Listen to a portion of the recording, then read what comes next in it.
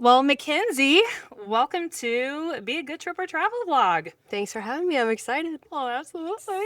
I'm so excited to talk about your specialty, Disney. Disney. Hmm. We are Disney girls together. It's pretty fun. Yes, it is. And why do you love it so much? I don't know. I try to explain it to people and they don't always understand it, but I was not someone that went to Disney as a kid. Yeah. I didn't get that opportunity. My parents just didn't have the money when we were younger. Times were tough. So the first time I went to Disney, I was 18.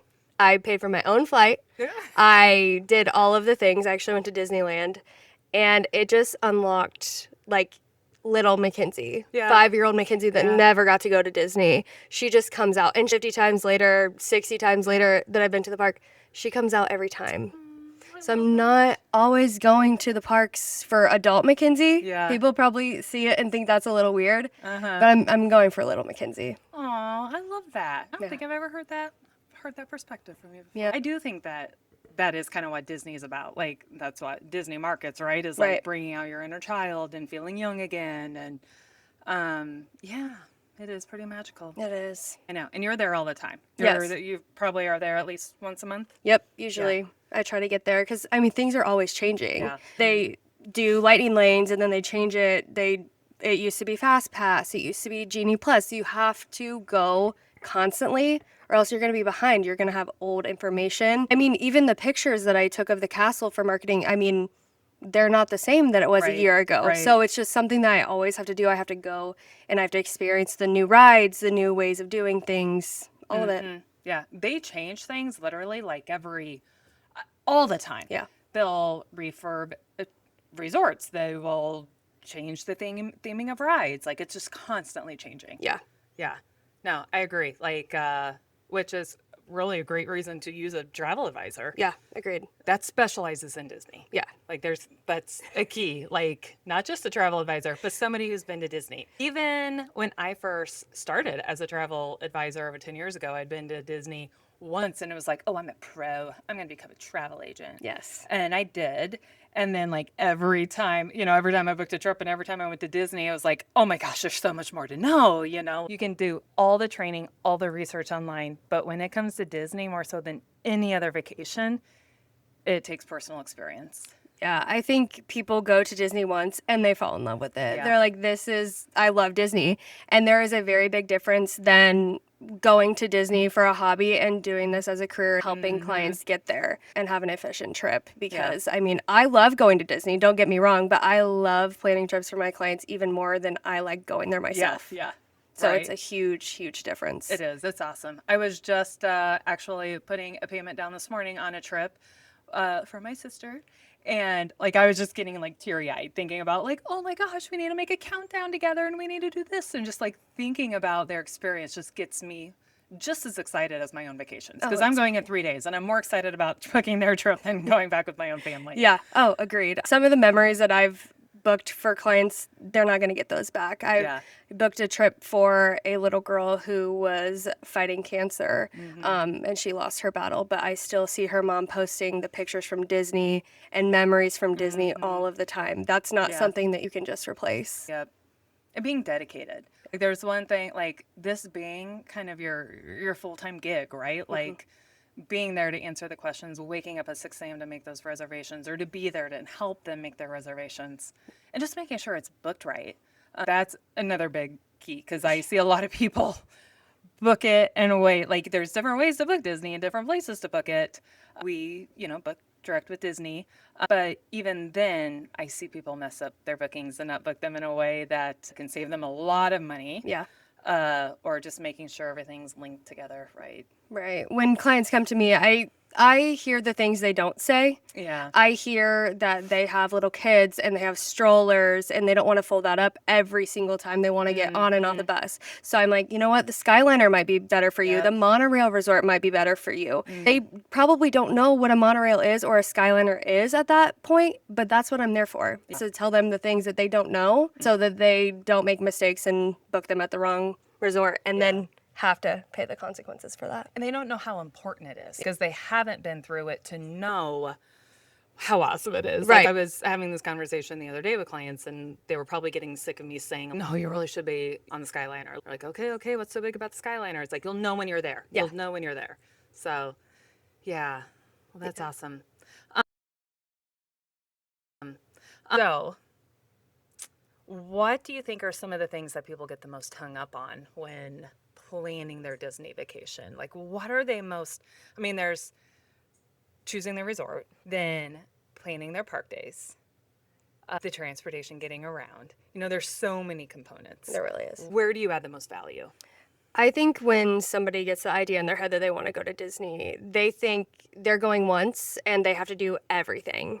And doing everything is just not feasible. I mean, I have been there over 50 times and there are still attractions and shows that I have not seen. You cannot do them all at Disney, but I think it's about making your days at Disney the most efficient, figuring out where your priorities are and making a plan based on that. And if you've never been, you don't know how to be efficient. You don't know what your priorities should be. I feel like that's where we add value is we figure out, what do your kids like? What characters are their favorite? Because, I mean, for example, I have people that they're like, my daughter loves Frozen. We just cannot wait to see Frozen at Epcot, the ride. And I'm like, yeah, that's amazing. But did you also know that there is a Frozen show at Hollywood Studios where it snows? And they're like, oh my gosh, I had no idea that they were in two different parks. So I think people have an idea in their head of how Disney should be, but we just make it all come together. Asking the right questions too. Like, that's really key, is truly getting to know your clients, knowing what they're into, what are their kids into at that time of that trip. One of the biggest pieces of advice I give to people, especially to dads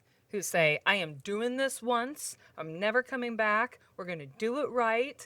And it's like, okay, get that mindset out of your mind, because you are going to make yourself miserable when you get there and Guardians is shut down for the day, or, your reservation had to cancel, or a kid gets sick. I was with friends one time and their daughter had a horrible ear infection and they were running around town trying to get a prescription for an ear infection. You never know what might happen. And so I think going into it of, we're going to make the most of it. We know we're not going to see or do anything, and just say, maybe someday we'll come back. And then you'll go and you'll love it and maybe go back. Yeah, exactly. I think honestly, it's one of those things where it's not something you can just make an hour by hour plan. I think people think with Disney, you have to be organized to have an efficient day. And while I agree to a certain extent, you can't say, well, at 9 a.m. I'm going to ride this ride, because it could be raining and that ride could be closed. And then that derails your entire plan. And that's when the chaos sets in. Right. That's when it feels like it's a lot. You kind of can't do that at Disney. You have to go with the flow, have an idea of what your priorities are, and then do the best you can. You're right. Having an idea, having a soft plan, but being able to shift without getting upset, especially when taking little kids and they're tired and you're tired. There's a lot to it. And I think just try not to do too much. Our very first trip to Disney with our daughters, they were 2 and 4, and we went for 2 nights and spent a day at Magic Kingdom. It was like a last minute thing, and it was like probably one of my favorite trips, and it was short. It's all we could afford at the time. And even just time, it had to be a weekend, and it was so amazing. Like, it was awesome. Yeah, exactly. We went back. And then we went back. And back. So I think people also need to get the idea out of their head that they go to Disney once and then they never have to go again. Yeah. Because Disney, if you went 5 years ago, you did not go to the 2026 Disney, because there's new rides, there's new theming. The castle, it doesn't even look the same. There's just so many new things that if you go to Disney once, you're going to have to go again. Yeah. And every stage is different. Going to Disney with my kids at 2 and 4 was different than going with them at 4 and 6. Exactly. Or going with them now at 11, 13. It's so different every single time. And yeah, between the two of us, we've been to Disney well over 100 times, and I still haven't done everything. Like, I feel like I've only done like 50% of what there is. Right. I walked by Country Bear Jamboree the other day, and I'm like, I've actually never even stepped foot in Country Bear Jamboree ever. So that's funny. I know. Like, I've been to every resort. I've rode pretty much every ride, but I haven't done every attraction. Yeah. Like, I haven't done the Cirque show at Disney Springs. Oh, yeah. No, I have not done that yet. Done Every it. time I walk by it, I'm like, I'm going to do that, and I just haven't yet. I've had clients too that really liked it, but I haven't done it.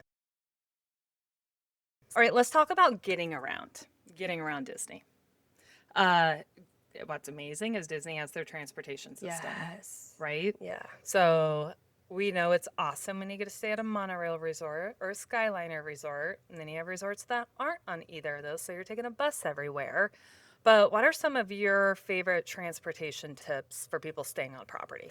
I would say, kind of going back to what I said before, like the strollers. If you Yeah. have strollers, you're probably not going to want to stay at a resort where you have to fold up your stroller every single time you get on the bus. If you are going in the Skyliner, it is way easier to just push that bad boy right Yep. on the Skyliner. You don't have to take anything out. The kid stays in the stroller the Yep. entire time. Same with the monorail. Yeah. And that's huge. Having to pack them, and when it's hot and you're tired, and at the end of the day, after you've logged 21,000 steps. I also think people think that they have to get a rental car when they go to Disney. Oh, yeah. And Yeah. I don't like to deter people from that. If that's what they want to do, if they want to go elsewhere, if they want to go to the beach, a rental car might be a good idea. Yeah.